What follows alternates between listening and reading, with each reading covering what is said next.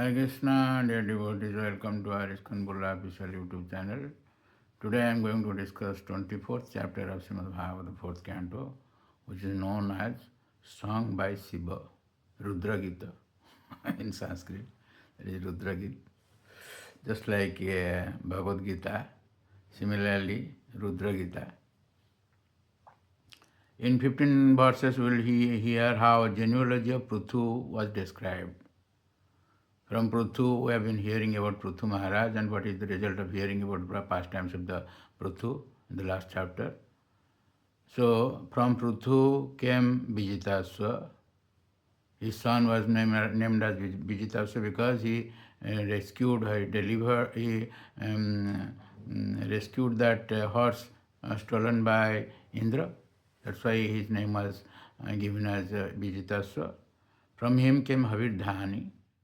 From him come Barisad, Prachinavari, Barisad, and from him come Prachetas. This question was asked by Vidura, who is this Pracheta? While describing about Dhruva Maharaj, past times Narad Muni glorified Dhruva Maharaj, while describing about the pastimes of the Lord in the assembly of Prachetas. So Vidura asked, who are these Prachetas? So in this way, genealogy is given. So in verse 11, it is stated, Maharaj Barisad, henceforth known as Prachina Bari, was ordered by the Supreme Demigod Brahma to marry the daughter of the ocean named Satadruti. Her bodily features were completely beautiful and she was very young. She was decorated with the proper garments, and when she came into the marriage arena and began circumambulating it, the fire god Agni became so attracted to her that she desired her company, exactly as he had formerly desired to enjoy Suki. Who is this Suki? Prabhupada Maharaj in his purport says, when the fire god had been present long ago at the assembly of Saptarshi, he was attracted by the beauty of Suki when she was circumambulating in the same way. Agni's wife, named Swaha, took the form of Suki and enjoyed sex life with Agni. So, verse 13 it is stated that King Prachinavari begot 10 children in the womb of Satadruti. All of them were equally endowed with religiosity and all of them were known as Prachetas. These 10 sons, Prachetas. Very famous, Prachetas. So when they were ordered to create progeny, so they went to a place where they met Shivaji. In 16 to 32, it will be stated how Shivaji will interact with them. So in verse 29, it is stated that Sodharmanishta Satajanmahi Puman Virinchita Meti Tatha Paranghimam Abhyakrutam Bhagavato Atha Vaishnavam Padang Jatahang Vivudha Karate. A person who executes his occupational duty properly for 100 baths becomes qualified to occupy the post of Brahma, and if he becomes more qualified, he can approach Lord Shiva. A person who is directly surrendered to Lord Krishna or Vishnu in unordered devotional service is immediately promoted to the spiritual planets. Lord Shiva and other demigods attend these planets after the destruction of this material world. That's why Prabhupada Maharaj always says, go back to Godhead in this very life. So a devotee is so exalted. The purport of Prabhupada Maharaj says, a devotee who is fully Krishna conscious, who is fully in Krishna consciousness, who is not attracted by any other loka or planet, including Brahma loka or Shiva loka, is immediately transferred to Krishna loka, Mameti, stated in Bhagavad Gita. That is the highest perfection of life and the perfection of the evolutionary process. Prabhupada Maharaj gave a long purport. So he gave this purport that about how Jayadeva Goswami, he describes this Dasavatars of the Pradaya Prayodhi Jale. Then aquatics came, then came insects, Jaladana Balakhyani, Stavara Vinsalakyati, then came trees, etc.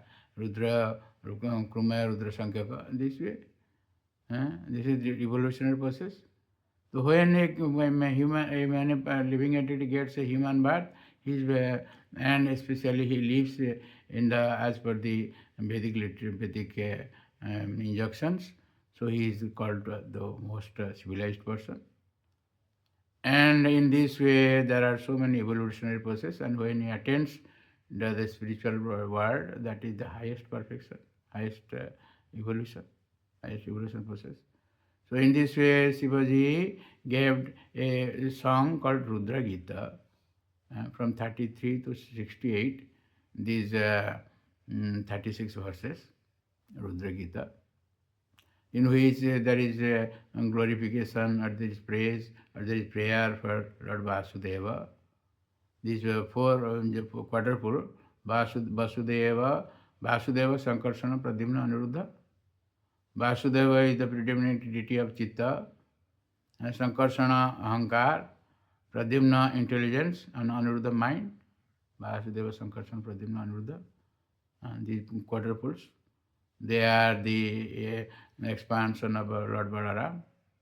In this way, and this Rudra Gita, we will see prayers to these deities. And also Surya, Agni, Soma, Vayu, Shiva, etc.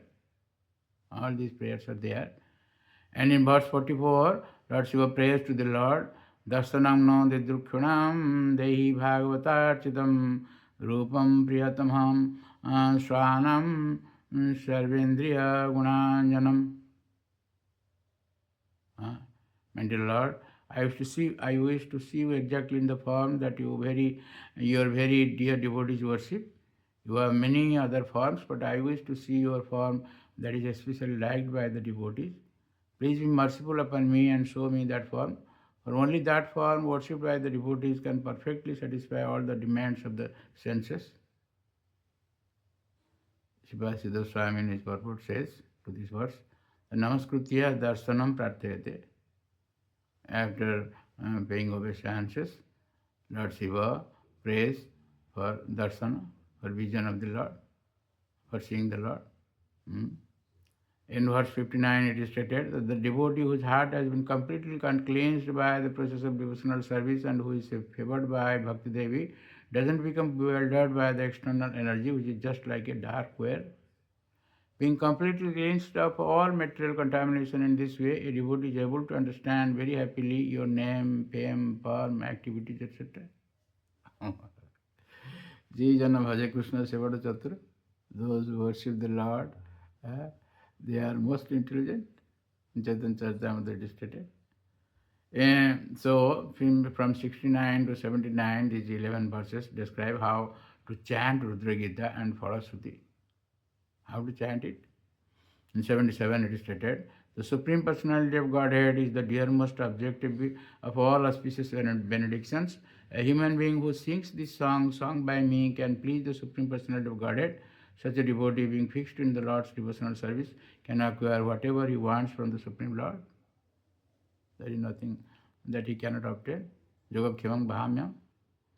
So in verse 78, it is stated that a devotee who rises early in the morning, early in the morning, that is Brahma Muhurta, who rises early in the morning and with folded hands chants these prayers sung by Lord Shiva and gives facility to others to hear them, certainly becomes free from all bondage to fruitive activities.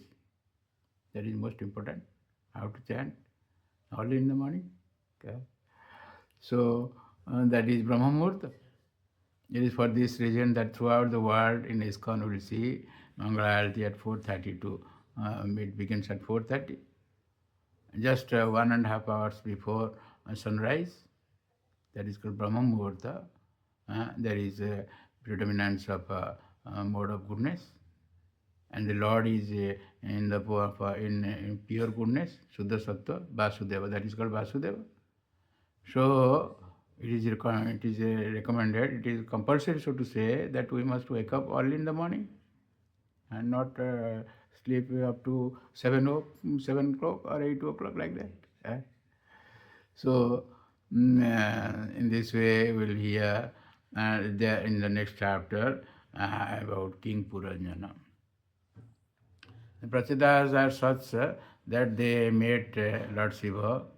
Then they met by praying to the Lord according to this Rudra Gita. The Lord will arrive there, will hear it. And Narad Muni also give instructions to these Prasidas. From them will come this Bhrugu, Daksha, who is the son of Brahma. But because we have heard or will hear, already we have heard about rivalry between Daksha and Lord Shiva. And Daksha Daksha was killed and he got a goat head. So he left that goat head and became the son of Pratitas, will hear. And how he will generate progeny, that will be described in the sixth canto, will hear. So thank you very much for listening to this lecture, and please don't forget to subscribe, share and like our channel and get the blessings of the Lord. Hare Krishna. Hare Krishna, Krishna Krishna, Hare Hare, Hare Rama, Hare Rama.